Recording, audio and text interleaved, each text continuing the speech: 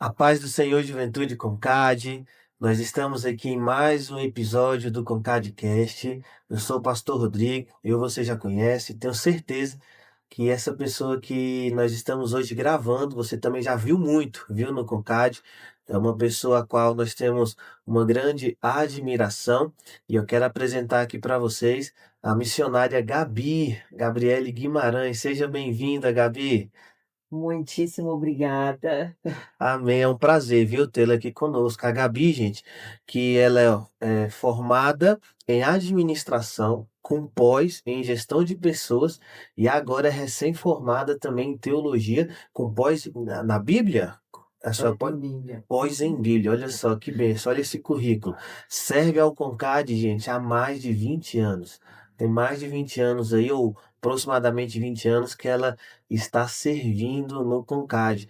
A Gabi, não é só uma das nossas líderes, ela é uma conselheira, ela já viveu ali muitos momentos marcantes no Concade e hoje nós estamos aqui sentados para ouvir aquilo que o Senhor fez na vida dela, para ouvir o legado, né? A história que ela construiu, tem construído, né, até o dia de hoje. E, Gabi, vamos falar como o outro, né? Vamos começar do começo, né? Do início ali da sua história, da sua trajetória. Você nasceu em Joinville, né? Mas você se criou aqui em Brasília.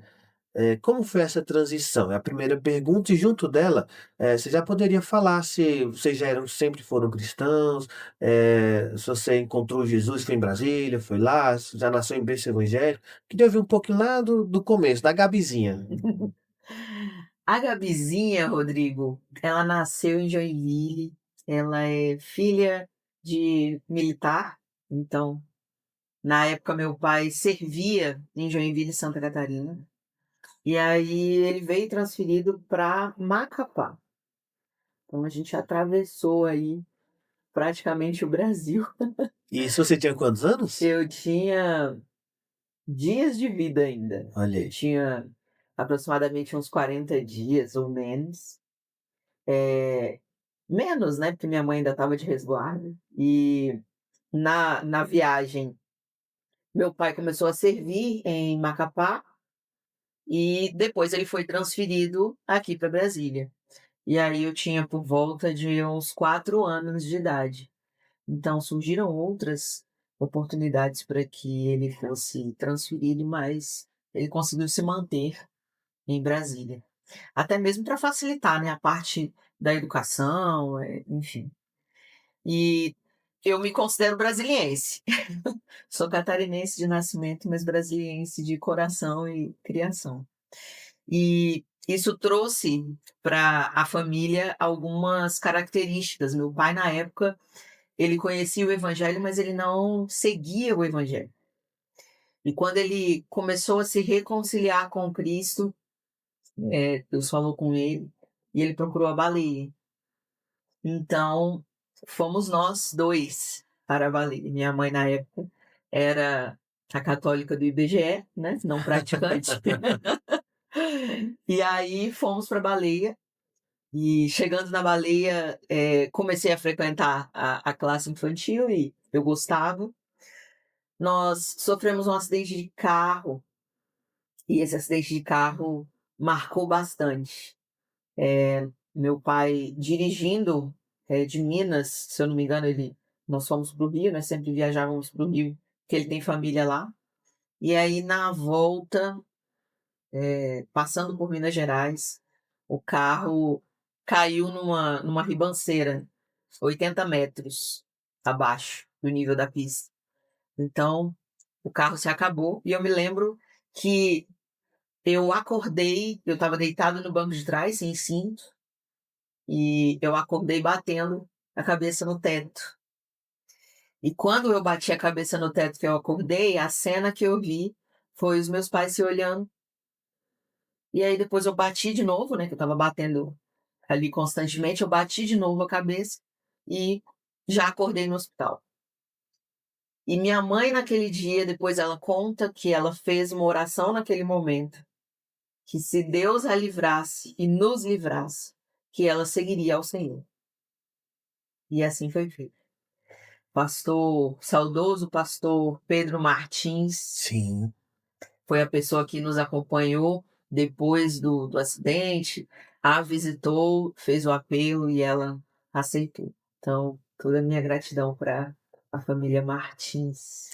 Então, o acidente foi um marco, assim, na história até da sua mãe, que a sua mãe era ali a Sim, católica, né, mesmo que não praticante, sim, e aquele momento, aquela experiência ali, vamos assim dizer, um milagre, né, mesmo que aconteceu, fez com que ela viesse, aceitar, né, sim. confessar ao Senhor como único e suficiente Salvador.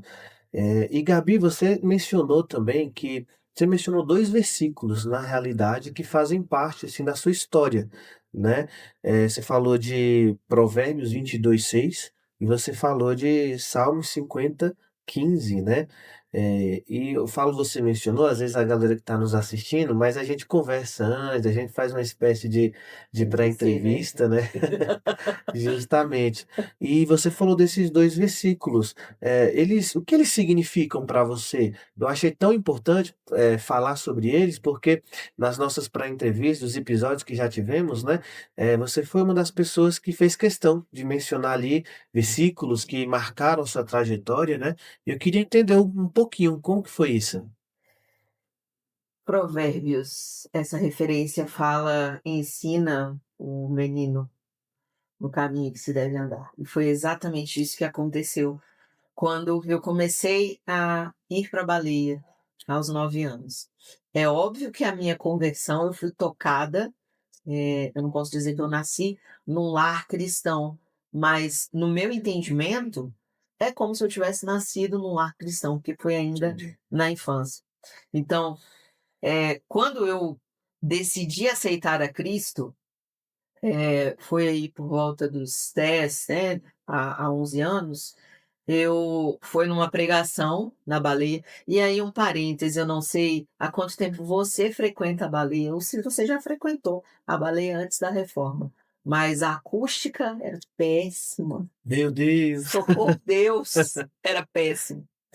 E eu me lembro que era um culto, um congresso, a igreja estava absolutamente cheia, e o pregador estava falando sobre a volta de Cristo, né, e mencionando o Apocalipse, e enfim. E aí eu falei: "Não, eu não quero passar por isso não, eis-me aqui". E aí eu fui lá na frente. Então com 10 anos você já sentiu essa necessidade: "Eu preciso ir lá e confessar". Com certeza.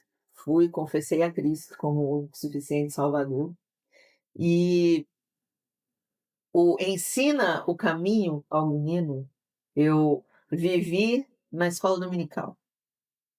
Então, é claro que em casa também, né, pelo meu pai, que tinha mais conhecimento do que minha mãe, mas em todo o tempo a escola dominical foi um alicerce muito grande. Frequente a escola dominical, viu? Por gentileza, É a maior escola teológica do mundo. Você não perde nada indo para a escola bíblica, por com toda favor. certeza. E na escola dominical eu aprendi lições extremamente importantes na caminhada da fé. E a minha intenção era sempre aplicar aquilo que eu estava ouvindo. Afinal, eu já tinha um entendimento, né, não era criança tão pequena que você precisa trabalhar muito mais o lado lúdico, né, da palavra. E nesses ensinamentos, eu tive excelentes professoras dedicadas. E olha, você jovem que pretende, ensinar, se você puder ajudar no ministério infantil, você está plantando uma sementinha que você vai acompanhar essa sementinha crescer, e é maravilhoso. Fechando parênteses. E então, eu comecei a ouvir, né, os versículos, e a gente na época tinha que decorar o versículo para falar lá na frente, e isso foi ficando guardado no meu coração. E o segundo texto, que foi em Salmos, o "clama a mim". Eu me lembro que todas as vezes que eu tinha alguma dificuldade, entra no teu quarto, fecha a tua porta. E o clama a mim desse Salmo 50, eu me lembro muito do acidente, porque foi exatamente o que a minha mãe fez. É. Ela clamou, ainda que ela não conhecesse o Deus de Israel, mas ela clamou e foi ouvida. E é importante, galera, vocês que estão nos ouvindo, né? A gente entender a importância da oração de um clamor, né? Eu sei que nós somos seres humanos que nós necessitamos de amigos, né? De ter pessoas ao lado, mas existem situações na nossa vida que o amigo, mesmo querendo resolver, ele não vai conseguir. E mesmo a gente clamando ao amigo, ele não vai conseguir nos ajudar naquele momento. Mas nós servimos a um Deus que, se nós clamarmos a Ele, aí sim, Ele é o Deus do impossível, né? Ele pode fazer todas as coisas. Mas, Gabi, a gente conversando também, na sua adolescência, teve um momento assim, talvez você chegou a comentar que estava ali na igreja, mas não era a igreja. O que que você quis dizer com isso? Nós tivemos aqui um episódio onde o pastor Michael, ele chegou a falar que ele era um ateu dentro da igreja, né? Você Nossa. chegou nesse extremismo ou como, o porquê dessa frase, vamos assim dizer? Eu ia à igreja, porque aí vem a adolescência, vem as amizades, Aquela fase vem boa, né, aquela gente? fase boa, Eu vivi essa fase. aquele contexto em que você ia para a igreja todo domingo, mas e de segunda a sábado? Você estava na escola, você estava com outras pessoas, rodeado por outras influências. E, assim, nunca fiz nada, demais nesse sentido. "Ah, não, drogas", nem nada, mas a questão é, aonde eu estava colocando o meu tempo? Uau, Aonde eu estava investindo nos meus relacionamentos? Quando eu ia para a igreja, eu ia como se fosse uma liturgia, né, algo que já estava ali planejado. Não, engessado, né, é, tava ali. domingo é dia de igreja, mas, ok, eu cultuava, mas segunda-feira até sábado, eu não tinha contato com aquelas pessoas que eu tinha na igreja. Sim, Eu tinha contato com os amigos da escola, com os amigos da quadra, principalmente, né, quadra de militar, a rotatividade é relativamente alta, mas há aquele tempo, né, pelo menos ali durante aquele ano, os pais provavelmente para não tirar, né, o filho da escola, ele até permanece, e as transferências são feitas justamente no final do ano para que o militar consiga adequar a família. Então, tinha uma certa rotatividade anualmente, mas tinha um grupo que sempre permanecia. E eu me mudei, aí agora eu não me lembro direito a data, mas se eu não me engano foi entre 2002, 2003. Não, foi 2002, se eu não me engano, 2002, 2003. Eu me mudei de quadra. E aí quando eu mudei de quadra, só para contextualizar, 2002, 2003, você estava com quantos anos? uns 17 para Na 18. adolescência É, mesmo, né, 18. nessa fase. E aí eu me mudei de quadra e como foi no final do ano, em dezembro é meu aniversário. Ainda estava recente ali, né, e não se lembraram do meu aniversário. Eu falei: "Gente, eu ando com eles de segunda a segunda, como que pode?". E aí eu comecei a cortar essas relações, eu falei: "Não, eu estou investindo tempo em quem não está sendo recíproco". E aí eu fui e comecei a passar o meu tempo mais na igreja, ao invés de ir apenas no domingo ou ir nas atividades regulares da igreja, culto de ensino. Então eu passei a frequentar os trabalhos dos jovens e comecei a fazer as amizades ali. E eu já tinha as amizades, eu só fortaleci, né, o contato, o convívio. E aí eu me lembro que quando isso aconteceu, a relação foi diferente. E tinha edificação, né, era um ajudando o outro, era um tentando edificar o outro. Tinha problema? Tinha, claro que tem, Todo né. lugar, né? Adolescente tem um mimimi, não tem pra onde correr. Mas de qualquer forma, eu consegui perceber a diferença. E aí, profissionalmente também, né, aí eu comecei a fazer fiz o ensino médio, fiquei um tempo estudando para vestibular, para concurso, e aí entrei na faculdade, quando eu tinha aí meus 21 anos, na faculdade de administração, e 20 para 21, e aí eu pensei, falei: agora eu não posso repetir aquele mesmo ensino. Eu tenho amigos, mas onde eu vou me fixar, onde eu vou criar raízes realmente, são nos amigos da igreja. E aí eu entendi que o fazer parte, o ser igreja é diferente de estar na De igreja. estar Porque o estar na igreja pode ser, eu posso estar ali assistindo um culto e a cabeça em outro em lugar. outro lugar. Ou eu posso estar ali realmente dedicando, o meu tempo, mas dedicando 2 horas É. da minha semana, ao invés de fazer isso frutificar ao longo da semana. E quando eu comecei a dedicar tempo, aí as coisas começaram Hum. a fluir. Entendi, Gabi. E assim, você compartilhou algo que eu acredito ser importante para a geração atual, que é a importância de se ter bons amigos, né? Eh, Hoje é algo que pode tanto te aproximar de Deus quanto te afastar. Então, eu sei que vai ter alguns jovens, adolescentes aí nos assistindo. Escolham bem os seus amigos, tenham em mente principalmente aqueles que te aproximam de Deus. Exato. Que se atrapalha o seu relacionamento com Deus, não vale a pena, porque a amizade ela é passageira, né? Aqui na Terra, tudo é passageiro. Mas a presença do Senhor vai ser para a eternidade, é isso que nós precisamos buscar. E também gostei bastante, Gabi, que você falou acerca do corpo presente ali. Eu costumo dizer assim, eu vou falar com as minhas palavras, é o corpo presente e a alma ausente, É, que talvez é algo que nós temos também vivido, né? Com a geração atual.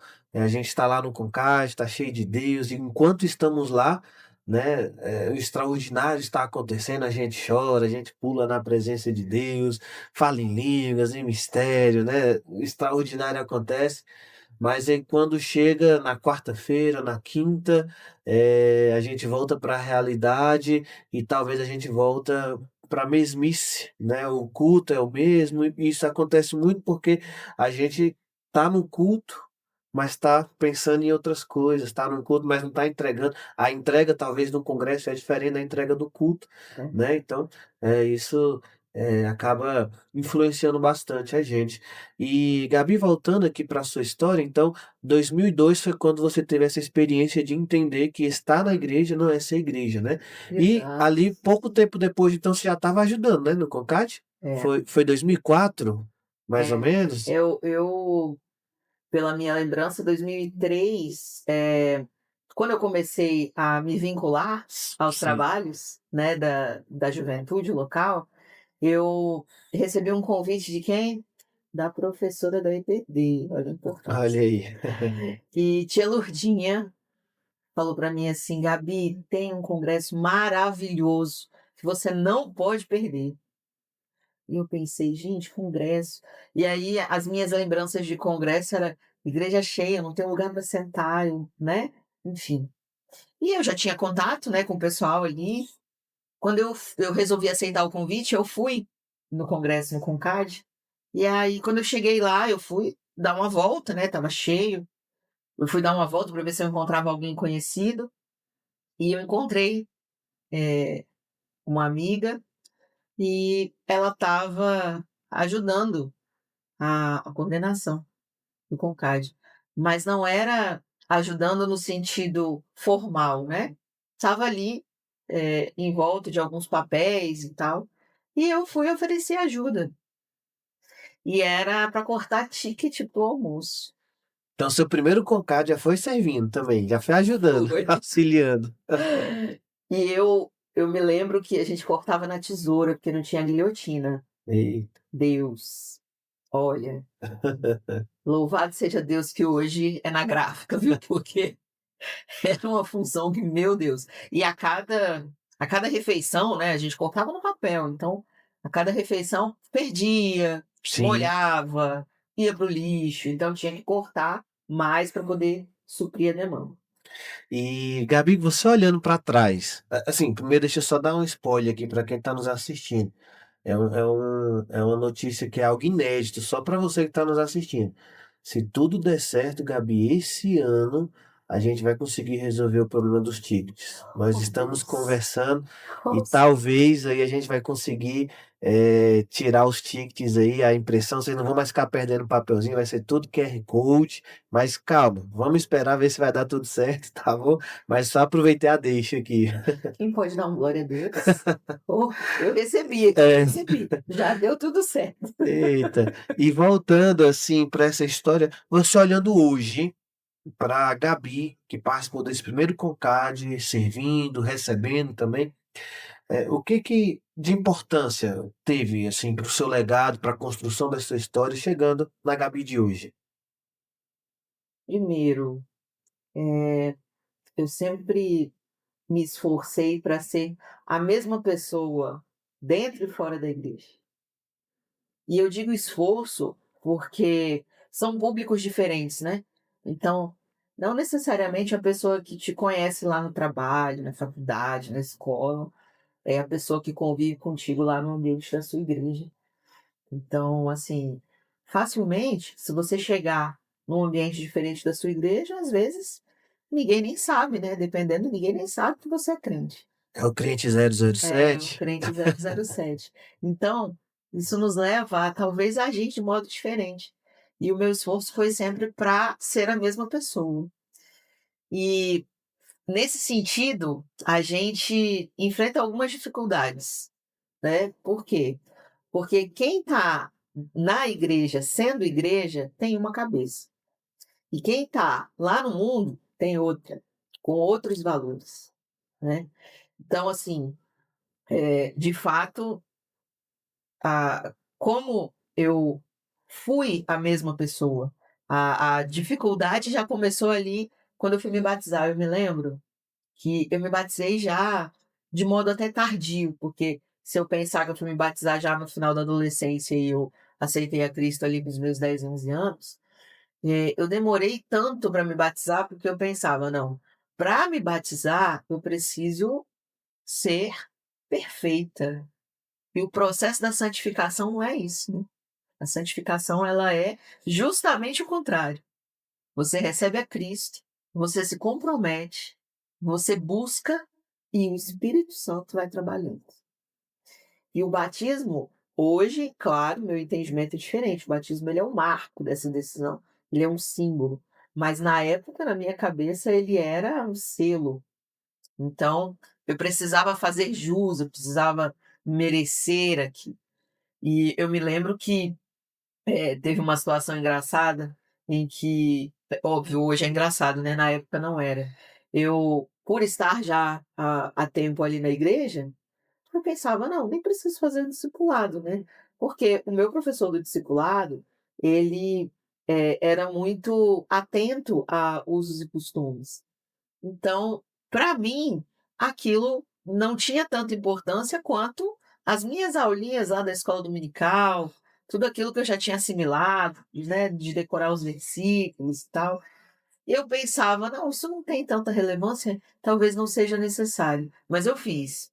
Eu fiz o discipulado bonitinho todos os meses, cumpri a revista.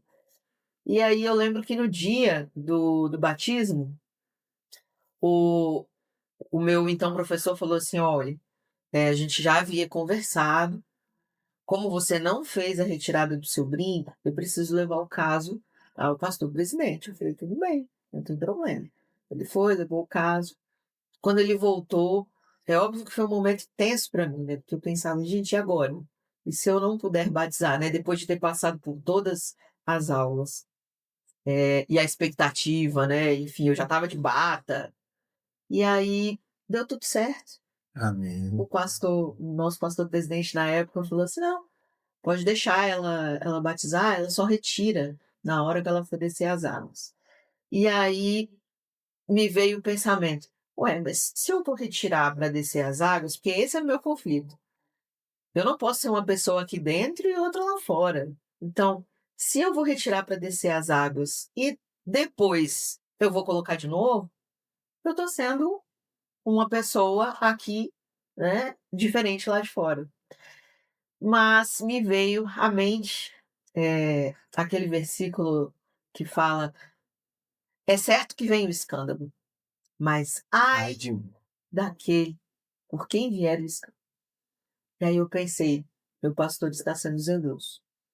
Ele não quer escandalizar o coleguinha que vai descer comigo as águas, e eu vou obedecer". Se eu não tivesse tido aquele entendimento, talvez eu tivesse questionado, né, ou Uhum. talvez eu não tivesse obedecido de imediato. E aí com isso eu aprendi, a obediência é necessária, ainda que a gente não entenda o motivo. Porque de repente, eu naquele dia poderia, até pelo nervosismo, né, pela expectativa, poderia ter pensado assim: "Não, vou fazer da minha maneira". Mas eu estava debaixo de uma liderança. E eu precisava seguir o que aquela liderança estava falando. Afinal, eu me comprometi a ser corpo debaixo daquela liderança. E aí deu tudo certo, graças a Deus, me batizei, para honra e para a glória de Deus. Eu levei 2 amigos, inclusive, que não eram cristãos, e eles ficaram muito felizes comigo.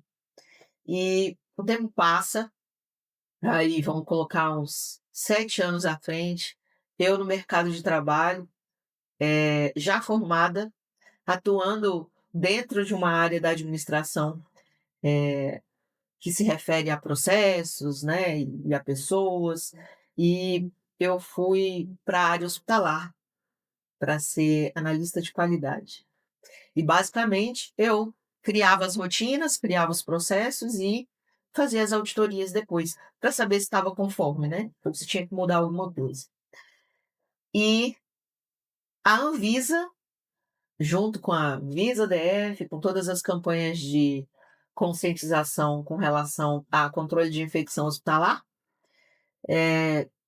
fizeram estudos e demonstraram que os adereços eram potenciais, eh, veículos de transmissão de bactérias e micro-organismos. Aí você teve que E eu tive que fazer o quê, meus irmãos? Eu tive que tirar todos os meus adereços. Brinco, anel, relógio, colar, tudo, não podia ficar nada. Inclusive o crachá, ele era de um material que era mais plástico do que metal e, né, tinha que ser higienizado e tal constantemente. Então, assim, o meu único adereço que era possível era o crachá. E eu me lembro que as mulheres na época, né, as mulheres: "Não, não", elas enfeitavam o crachá, né, Hum. não tinha como se enfeitar, e era pedido para retirar, porque era de qualquer maneira adereço. Tudo que fosse possível de tirar e colocar, e que pudesse ser facilmente tocado, né, porque as mãos são o principal veículo de contaminação dentro da área hospitalar. Então, eu precisei retirar. E eu me lembrei do dia do meu batismo, eu falei: "Olha só". Então foi um momento marcante, né. Se eu tivesse me recusado a obedecer lá atrás, eu não ia conseguir obedecer o meu chefe. Uhum. Existe é bíblico, né, a história ali de Saul, obedecer é melhor do que sacrificar, Sacrificar.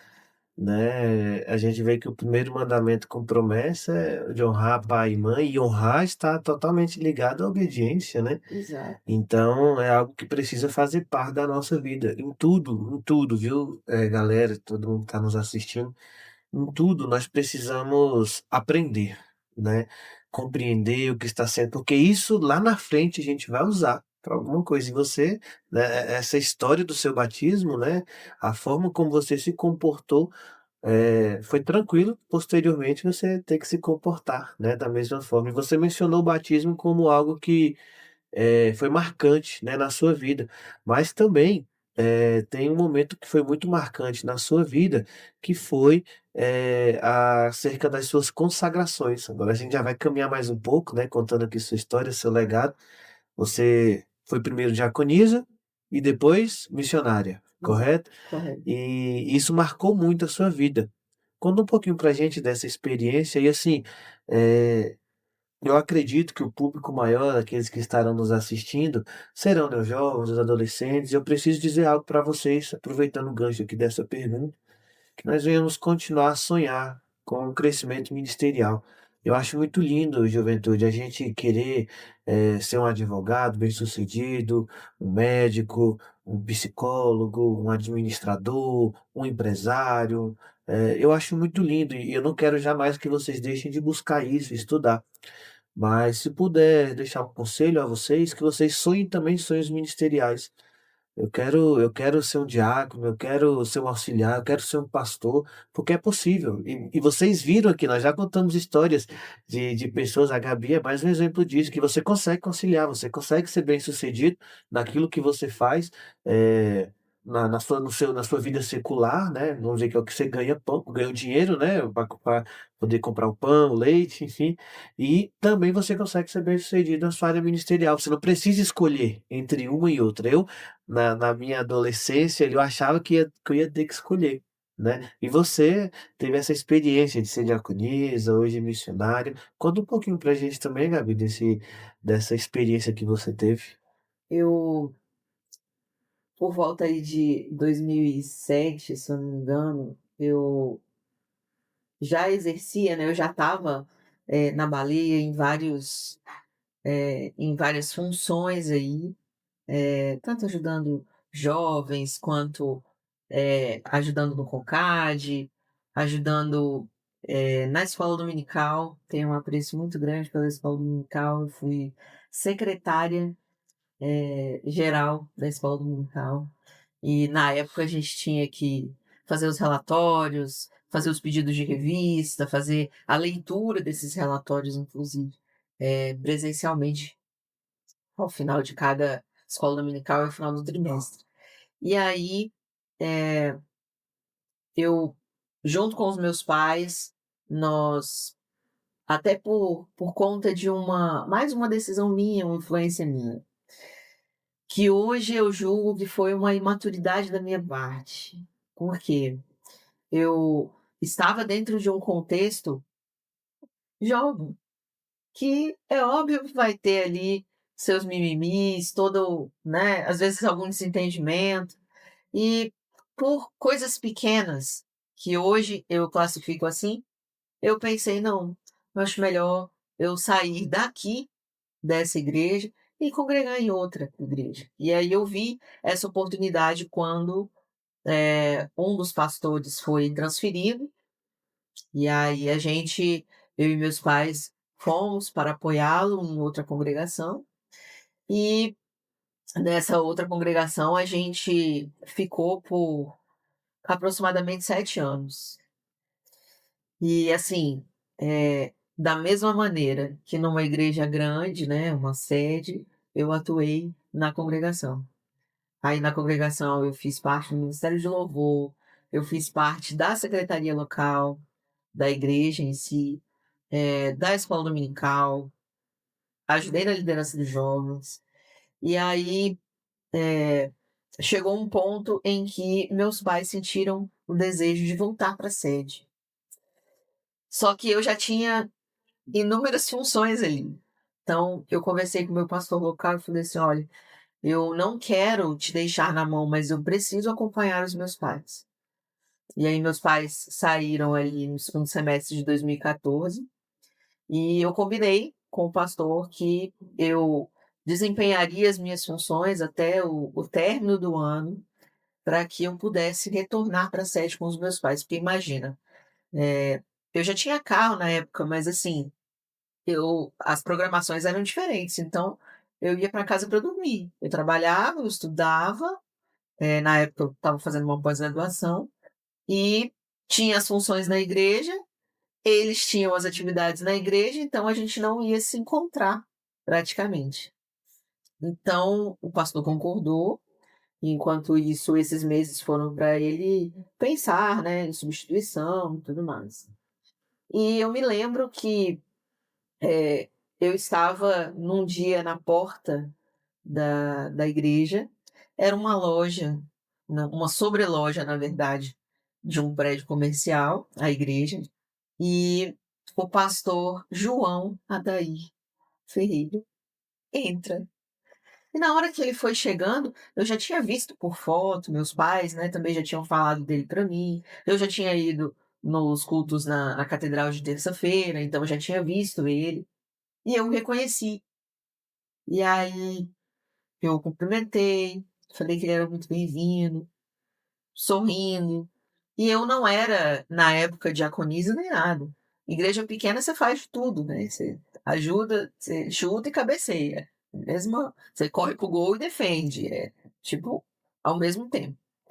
E aí quando ele chegou acompanhado, por que depois virou meu amigo, e ele apresentou o rapaz, eu arrumei lugar para os 2 sentarem, avisei ao pastor.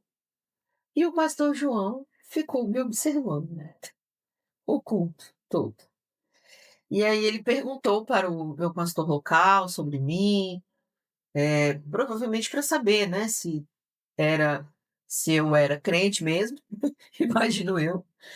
E o pastor local deu boas referências a meu respeito, e aí ele o pastor local passou para ele fazer o encerramento do culto, e ele me separou naquele dia para ser diaconisa.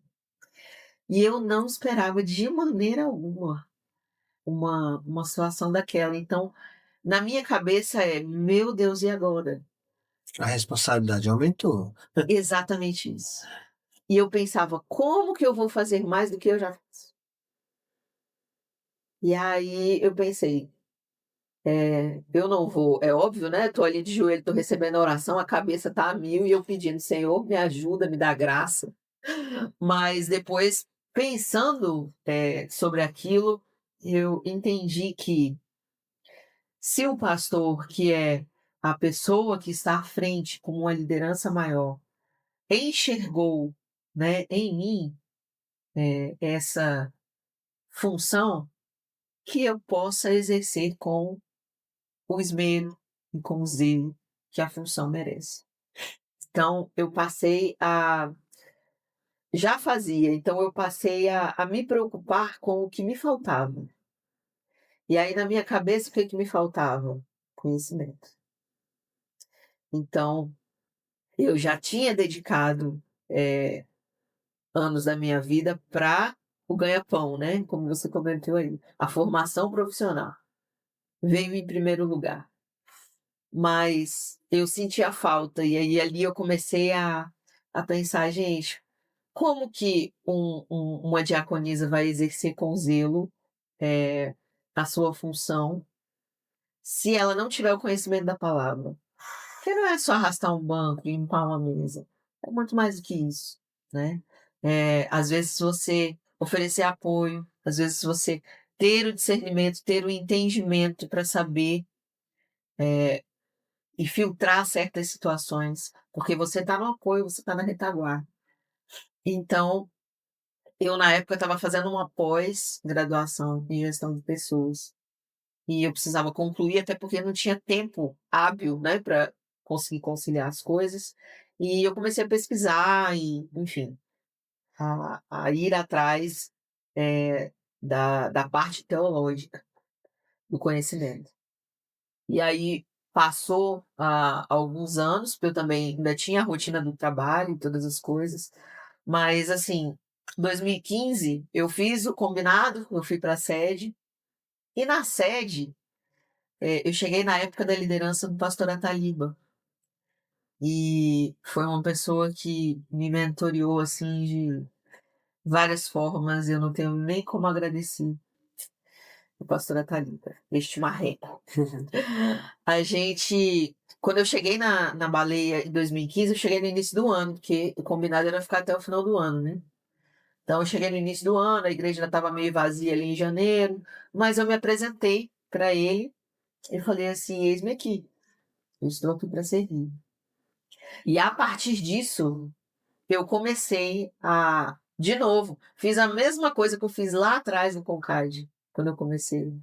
Fiz a mesma coisa que eu fiz quando eu mudei de igreja lá na congregação, eu me dispus a servir. E o se dispor a servir envolve você abrir mão de algumas coisas. Essa chave, quando eu entendi isso, ainda era lá atrás, quando eu pensei assim: "Eu estou na igreja, mas eu não sou igreja". Então, eu comecei a servir por isso. E aí, eu já tinha passado por uma situação, que me marcou muito, que foi a parte sentimental, né. Então, eu tinha, no início ali da faculdade, meado da faculdade, eu comecei a namorar, conheci um rapaz, eu noivei, mas eu sentia ainda que eu não sentia segurança, sabe, para falar assim: "Será que eu tô fazendo uma boa escolha?". Tinham algumas questões dentro do relacionamento que eu me preocupava em como isso ia se refletir na vida conjugal. E aí, de modo antecipado, aí vamos abrir um parênteses aqui. Eu a minha formação é administração, então é administração, o que você mais vê é planejamento. Você planeja para executar. E aí, eu já tentando antecipar um cenário do que poderia acontecer, falei assim: "Não, eu vou, buscar ajuda". E eu busquei. Eu busquei ajuda, eu busquei terapia, inclusive terapia de casal, mesmo não sendo casada, para tentar, eh, consertar algumas coisas. Só que eu fui pela força do meu braço, né. E aí que era o problema. Eu, ao invés de orar para que Deus, consertasse a situação, para que Deus mudasse o coração dele, eu deveria ter feito outra oração. Deveria ter feito a oração de que a vontade do Senhor se cumprisse. E eu demorei um pouco para entender isso, porque eu achava que dependia de mim, dependia do que eu estava fazendo. Então eu mudei várias coisas na minha vida. E aí, ao final, quando me bateu essa questão aí, acho que por volta de foi em 2010. 2010 eu falei assim: "Não, eu já estou num relacionamento, aí já tinha talvez quase 2 anos, eu já estava, caminhando para o noivado, já era noiva, caminhando para o casamento, mas a situação não tinha mudado, mesmo eu buscando ajuda. E eu pensei: "Eu preciso chamar a atenção de Deus". Que pode ser que ele não esteja me ouvindo. E eu voltei para aquele Salmo 50, né, para o clamor. E eu fiz um clamor dentro do meu quarto, com a porta fechada, eu estabeleci um propósito. E esse propósito incluía, o que mais eu gostava de apreciar, que era um bom doce. Eu sou uma formiga completa. E aí eu pensei: "Ok, é o que eu posso entregar, né, é me abster do vício". E o que eu pedi para o Senhor? Uma família, mas uma família nos moldes bíblicos. E eu não via dentro do meu relacionamento como isso poderia se desenvolver. Então, eu fiz esse propósito. E dentro desse propósito, o tempo passou e o relacionamento chegou ao fim, porque eu mudei a minha oração. Eu comecei a mudar a oração, ok, eu fiz um propósito e ainda assim as coisas não estão se desenvolvendo, então eu mudo a minha oração para que a vontade do Senhor seja feita. Independente se for com essa pessoa, se for com outra pessoa, eu estou disposta a fazer a vontade de Deus. E aí eu abri mão daquele relacionamento, nós terminamos, foi um término doloroso, mas o pós-término, no início eu senti: "Poxa, agora, né, aquele alívio, agora sim, agora vai dar certo". E o tempo começou a passar, e quando eu fiz mais ou menos aí 5 anos de propósito, eu pensei: "Meu Deus", porque eu tinha estabelecido condições, principalmente 2. Primeiro, ninguém poderia saber qual era o objetivo do propósito. Por quê? Porque para mim perderia o efeito. Ia parecer, que eu estava me vangloriando, sabe. Então, eu usei aquele versículo que a tua mão esquerda não saiba o que a mão direita faz. É óbvio que o versículo se refere à obra, à esmola, está dentro de Mateus, está dentro do Sermão do Monte, mas se a gente for olhar a construção em que Cristo, dá o sermão, ele está falando sobre inscrição, ele está falando que, eh, sobre a intenção do coração, e não sobre se mostrar, e não sobre aparecer. É tanto que logo depois que ele fala isso, ele fala sobre o modo de orar, o modo de jejuar, né, que não é, se mostrando, não é pálido, não é, enfim. E aí, a outra coisa que eu tinha estabelecido, é que além de ninguém poder saber qual era o propósito, eu, não poderia estabelecer um prazo para o término. Por quê? Porque na minha oração, eu me sentiria dando um limite a Deus, dando um ultimato, né, "Olha, em até 30 dias ou em até um ano". Então, eu não me achava nem digna e nem de modo nenhum, pensava que isso fosse o correto. E aí eu estabeleci um propósito e o tempo foi passando e as pessoas e o crente não pode mentir, né. Então tinha pessoas que me ofereciam assim: "Você quer um docinho?". "Não, obrigada". "Mas você não gosta?".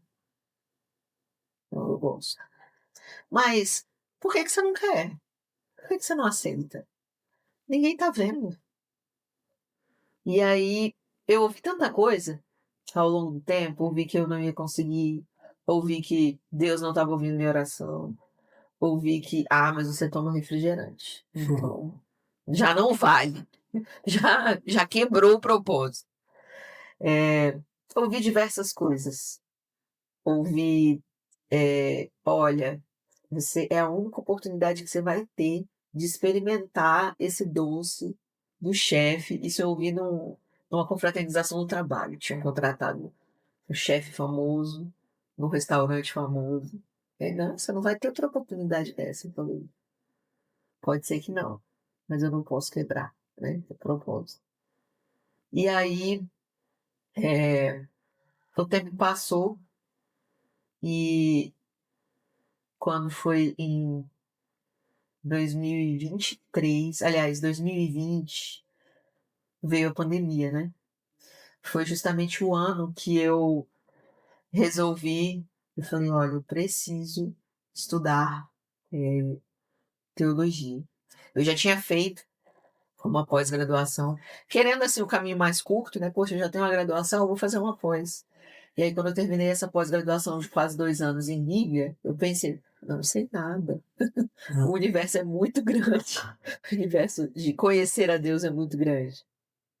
E aí parei, voltei a estudar depois de um tempo, mas 2022, quando eu decidi,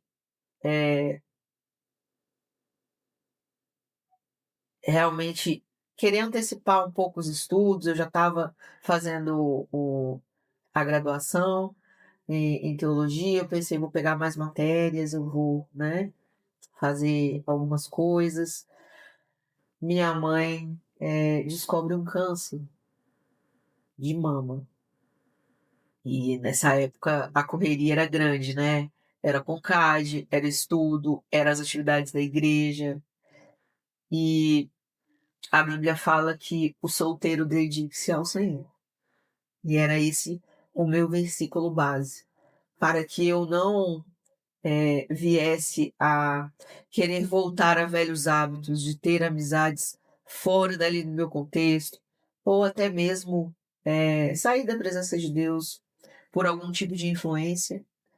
A minha escolha foi me enraizar ali, né, no contexto da igreja e servindo ao Senhor. Eu entendia que aquilo era o mínimo que eu podia fazer em retribuição a tudo aquilo que ele já fez por mim. E é óbvio que é pela graça. A gente não consegue de maneira nenhuma, por mais que a gente se esforce, a fazer algo para retribuir o Senhor, minimamente que seja. E quando a minha mãe descobriu o câncer, foi um momento difícil para nossa família. Aqui em Brasília, somos só nós 3, né, na época. Era só eu e meus pais, eu sou filha única. A gente não tinha parentes aqui para ajudar nesse processo, para dividir essa essa questão.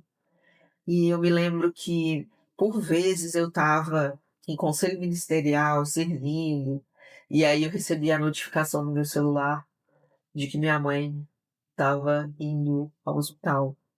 E aí eu largava tudo lá, ia para o hospital, acompanhá-la. E eu me lembro que uma das vezes, conversando, até mesmo com a Jordana, ela falou assim: "Amiga, mas e e se Deus não curar? E como que você vê isso?" Eu falei assim: "Amiga, eu entendo que Deus tem os seus meios, Deus tem os seus propósitos, e é tudo por Ele e para Ele. Eu não sei qual é o testemunho que vai ser gerado, mas eu sei que eu estou gerando um testemunho. E a partir desse testemunho, se é testemunho, é para impactar outras vidas."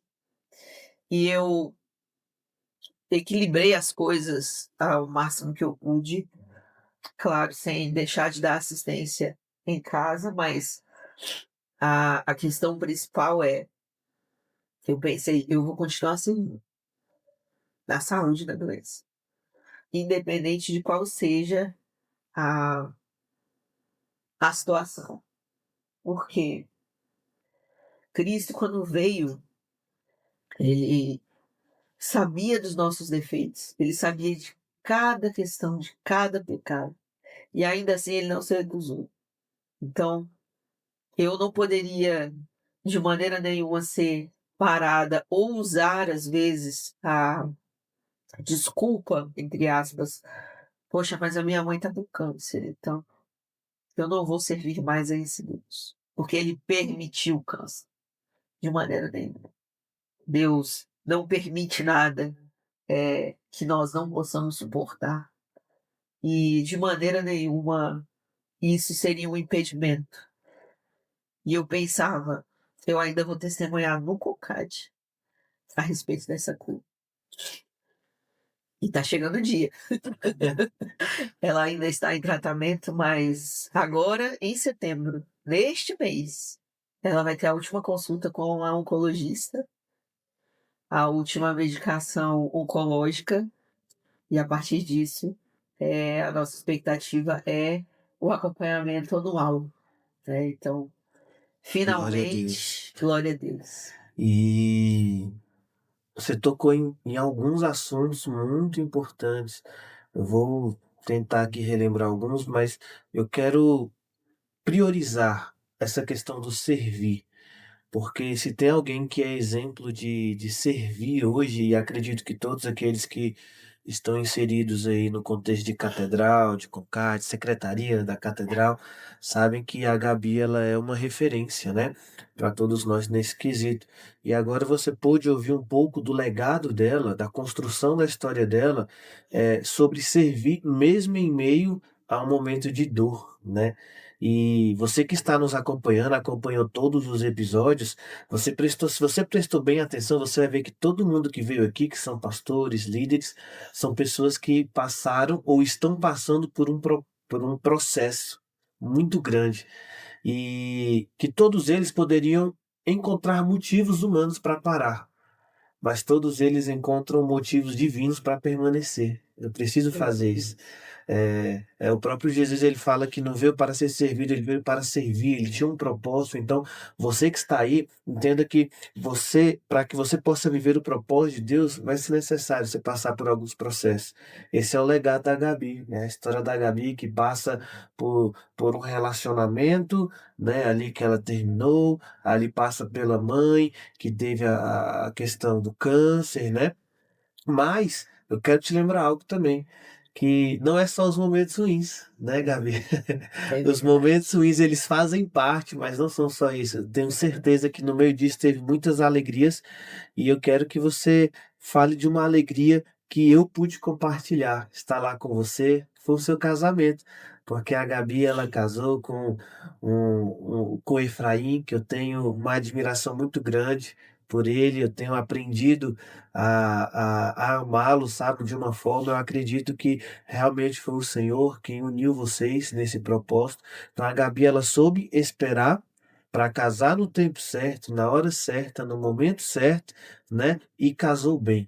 Casou com um grande homem de Deus. Joga bola com a gente no sábado.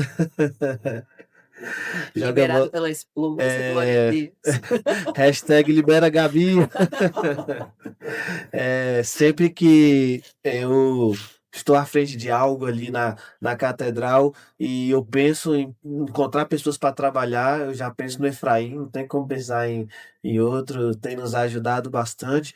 E eu quero que você compartilhe agora dessa alegria, né? Você falou de um processo que é, claro, a gente passa, a gente se emociona, mas a vida do cristão não é só isso, não. Tem um momento de choro, mas a alegria vem ao amanhecer, né? E eu pude compartilhar dessa bela festa que foi, com lua de mel na Europa. Oh, meu Glória Deus. a Deus, aleluia. Deus, eu tô preparado também para ir para a Europa. Se o senhor quiser me levar, mas compartilhe um pouco também dessa alegria. Vocês recentemente completaram, foi um ano? Um Que ano, vocês também estavam, né, em férias aí um ano. também. Oh, coisa boa, estávamos acompanhando vocês. Então compartilhe também um pouco desse momento de alegria. É, o objetivo do propósito era formar uma família.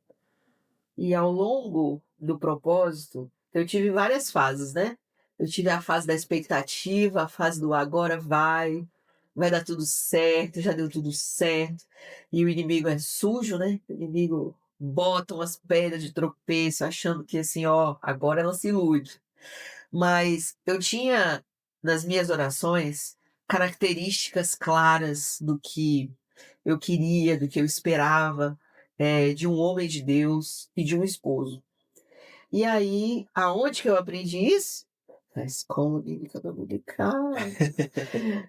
Eu tive uma professora que falava assim: gente, quando vocês forem escolher alguém para casar, orem sobre as características que vocês gostariam que essa pessoa tivesse. E assim eu fiz. Então, todas as vezes que eu me aproximava de alguém, ou alguém tentava se aproximar, e eu percebia, eu falei: opa, essa característica aqui, eu não consigo. Essa aqui, olha, não vai dar certo. Eu orava a Deus e eu falava assim: Senhor, eu quero formar uma família de acordo com a tua vontade. Se essa pessoa não for da tua vontade, tira ela. E eu tinha algo, Rodrigo, que no meu coração eu levava, que era o seguinte: eu não posso, por mais que eu me interessasse por amor, eu não posso iludir essa pessoa, dar esperanças, falsas expectativas, se eu não estou disposta a corresponder. Então, isso significava que todas as vezes que eu me interessava por alguém, por mais empolgada, animada, sonhadora que eu estivesse, eu tinha que botar meu pezinho no chão e pensar: agora eu tenho que ir lá pro quarto, orar, entregar. Porque se eu não fizesse isso, eu estava invalidando o meu propósito. E eu pensava: aí o doce vai ficar cada vez mais longe, vai ficar cada vez mais difícil.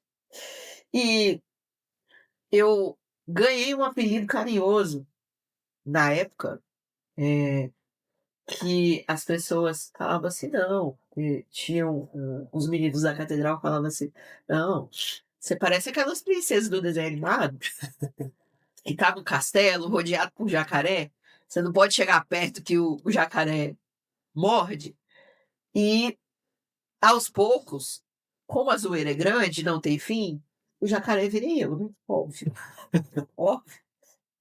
E aí, eh, quando eu conheci o Efraim, a gente estava dentro da baleia, né, no mesmo contexto ali, de amizade, só que ele ficava na orquestra, então eu ficava embaixo. A gente não sentava junto durante os cultos. Mas ele começou a sair, né, com a gente para lanchar depois do culto. E aí a gente começou a ter contato ali com a galera. E nós começamos a desenvolver uma conversa fora dali, do ambiente do lanche. Olha, o lanche pós-culto é de Deus, viu? É de Eu quero Deus. encorajar você, menino, que está me ouvindo, viu? Convida a varoa para lanchar, dá certo, eu tô te Dá falando. certo, dá certo. E aí a gente começou a conversar e a gente sempre combinava ali entre o nosso grupo de fazer um dia, juntar a galera e malhar. Mas com a agenda de todo mundo, a coisa mais difícil que tem é você combinar de sair e dar certo, né. Porque sempre tem alguém que não pode. E aí, a gente começou a combinar com a galera: "Não, vamos sair, vamos sair". E algumas vezes, o Efraim falava assim: "Poxa, eu queria ir, mas nesse horário para mim não dá", falando no grupo, né, no WhatsApp. E aí a gente conversando por fora, ele me chamou pra ir malhar. E como no contexto do grupo era todo mundo, pensei: "Ah, tá tranquilo, né, vamos", porque uma observação, por conta do meu propósito, eu já tinha um receio, né, de alguém se aproximar e aí eu orar, porque foram anos. Eu orava, ou a pessoa se distanciava, ou eu tinha que me distanciar, e eu precisar, né, romper isso, ficar em uma situação chata. Enfim, eu já estava evitando as aproximações para não ter que fazer a oração ao Senhor. E, a princípio, eh, uma das minhas ressalvas, né, ou dos meus critérios com relação a um marido, é que ele fosse mais velho do que eu, porque eu entendia que a autoridade que estava sobre ele, ia ser muito mais fácil ele me guiar, no sentido de eu entender assim: "Olha só, lá na frente eu não teria problemas, seria fácil a submissão". Não necessariamente pela diferença de idade, mas assim, primeiro, o contexto social que pesa. Não é tão comum, né, comum é o homem ser mais velho. Segundo, eu tinha um exemplo em casa. Os meus pais têm uma diferença aí, meu pai é quase 5 anos mais velho do que a minha mãe. Então o meu modelo era esse. Eu pensava: "Não, tem que ser assim, para dar certo. Eles estão casados há tantos anos, né". E aí eu pensei: não, é só um convite, vamos malhar". Quando eu cheguei lá, estava o senhor Efraim, somente ele, Cadê o grupo? O é povo foi. Deus e a mochila dele, né, e a academia. Falei: "Ô Deus". Durante a malhação, eu percebi, eu falei: "Opa", pegando aqui na minha mão, ajustando o equipamento, "opa". A gente saiu para lanchar depois da malhação, e aí ele falou assim: "Não, vamos no meu carro, não precisa ir em 2 carros, é aqui do lado". Eu falei: "Tá bom". Fomos em 2 carros, só no carro dele. Na volta, ele parou trancando meu carro. Falei: "É, vai ter gente ir embora, né, como que faz?". E a gente conversou e aí ele foi direto. Quando a gente chegou, que eu fui descer do carro, ele falou assim: "Então, você já percebeu que eu tô interessado em você, né?". Falei: "Ô, entendi, percebi sim". Ixi, mas foi direto mesmo. Foi, direto e reto. E eu tinha muito isso, né, de eu começava a perceber que a pessoa estava se aproximando, eu Aí cortava. cortava. E como ele foi direto, né, me pegou assim: "Opa, e agora, como é que eu corto?". Eu falei: "Sim, eu percebi". E a gente começou a conversar, e aí eu botei todos os meus argumentos, eh, de que não daria certo, tal, já tentando um corte. Aí ele virou pra mim e falou assim: "Então, eu não sei se você entendeu, mas, eu não quero namorar com você, eu vou me casar com você". Eu falei: "Deus, que mistério é esse?". A conversa o dia amanheceu, a gente conversando, eu fui pra casa, né, o celular tocou pra eu ir trabalhar, eu falei: "Ó, eu preciso ir em casa, né, botar uma roupa, trabalhar e a gente conversa depois". Marcamos no dia seguinte, continuamos conversando, e aí, eh, nos beijamos.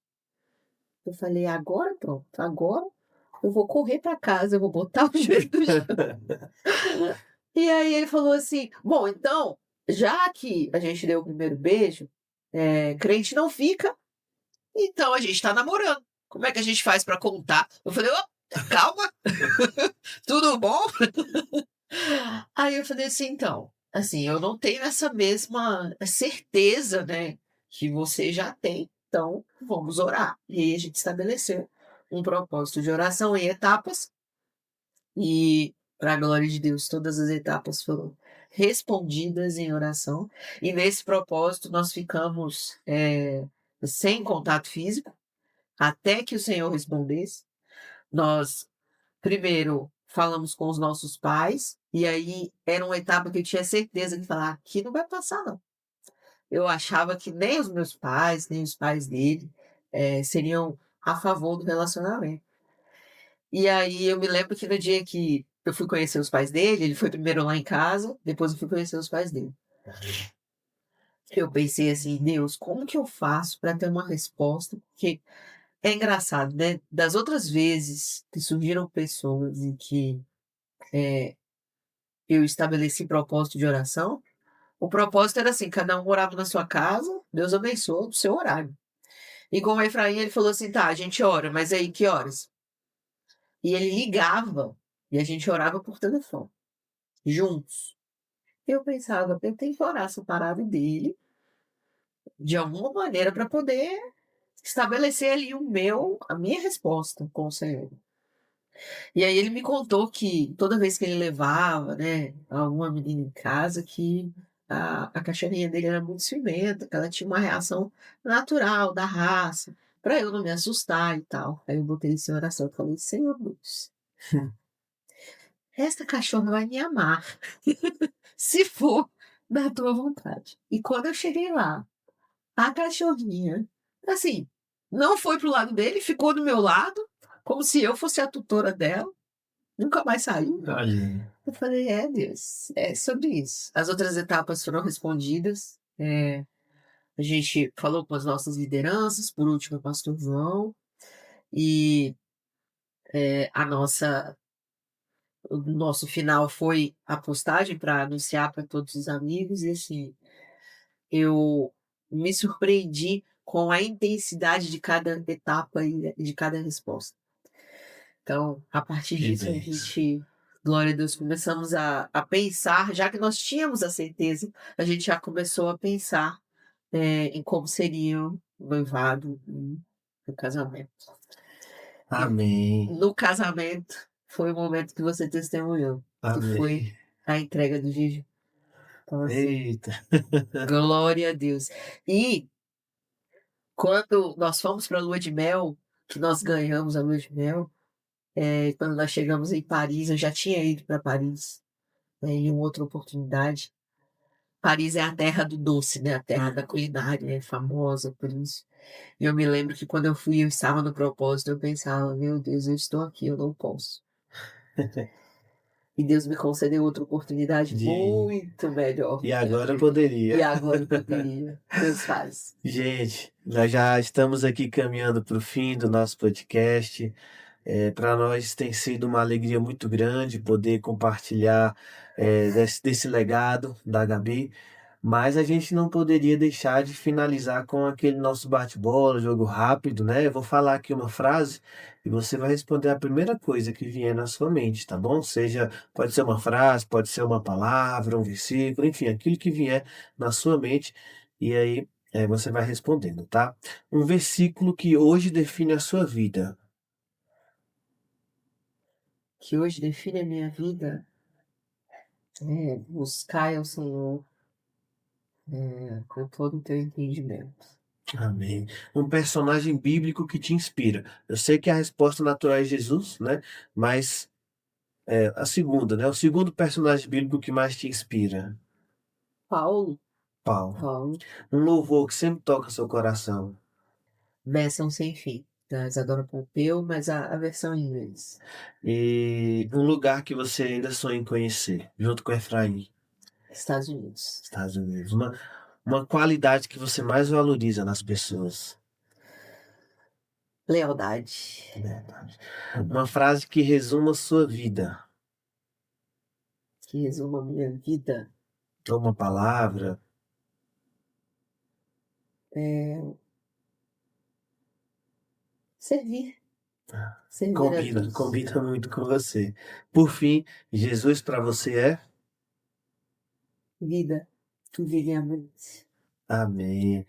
Gabi, mais uma vez, muito obrigado. Quem quiser seguir a Gabi nas redes sociais, Gabis_Guima, tá bom? E para a gente finalizar, Gabi, eu queria que você deixasse um recado para nossa juventude. Imagina que esse recado vai alcançar o coração de cada jovem e adolescente. Então, eu queria que você deixasse um recado para eles aqui nessas últimas palavras, para que isso possa tocar o coração deles e ajudar eles a construir aí o legado. Eu quero deixar para vocês Colossenses 3, 23, 24. Tudo o que fizerem, façam de todo o coração, como para o Senhor, e não para os homens, sabendo que receberão do Senhor a recompensa da herança. E é a Cristo, o Senhor, que vocês estão servindo. Nos momentos de dificuldade, nos momentos de bonança, a intensidade do seu serviço, o modo como você serve, a dedicação com que você faz, as pequenas coisas que você for fazer, até as grandes. Das pequenas coisas, se você for fiel, grandes coisas você fará, grandes portas se abrirão. Deus é justo, Deus é galardoador, mas principalmente a intenção do seu coração precisa refletir que você está servindo a Cristo. Independente do seu contexto, independente de quem está servindo com você, independente se as pessoas que estão com você estão dispostas a abrir mão para servir na mesma intensidade que você serve. Independente se você acha que o seu serviço não está fazendo a diferença, mas se foi confiado a você, faça. E faça com excelência. Faça da melhor maneira que você puder. A gente, às vezes, dá o nosso melhor lá no ambiente de trabalho, na escola, na faculdade, em qualquer outro lugar, às vezes até em casa. Mas quando é para fazer um trabalho voluntário, quando é para fazer algo na igreja, a gente faz, mas não faz com tanto afinco, com tanta dedicação, com tanto zelo. Então hoje eu te convido a viver esse versículo e a aplicar na sua vida. Eu tenho certeza que Deus, na sua infinita misericórdia, não porque merecemos, não porque o que fazemos é intencionalmente buscando a recompensa, não. Que a nossa recompensa é a herança da promessa de estar com Ele. Mas a obediência à palavra de Deus é uma expressão de amor, e uma expressão de amor a Ele. Então, que nós possamos viver esse versículo dia após dia. Amém. Mais uma vez, muito obrigado, Gabi. Obrigado você que ficou até aqui. Encaminhe esse vídeo para alguém, curta, compartilha, se inscreve no nosso canal. Nós estamos aqui começando com esse projeto e o nosso propósito é impactar e alcançar vidas e ajudar você a construir o seu legado. Que Deus abençoe e até o próximo episódio. Tchau, tchau. Tchau, gente!